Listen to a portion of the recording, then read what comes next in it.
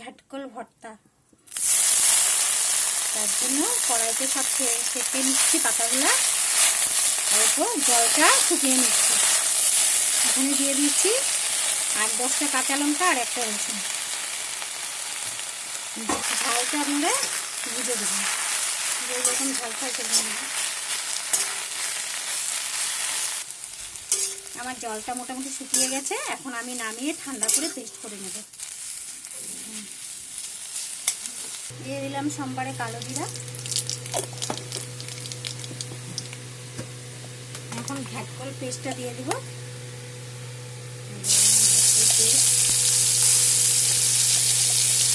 Paste করা হয়ে গেছে। দিলাম হলুদ অল্প, আর দেব লবণ আর চিনি।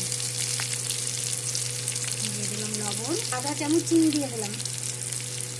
সব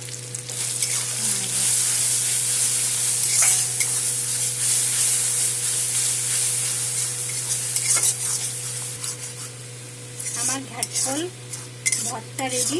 তোমরা এভাবে বানিয়ে খাবে, খেয়ে বলবে কেমন হয়েছে। লাইক করবে, কমেন্ট করবে, শেয়ার করবে। Thank you.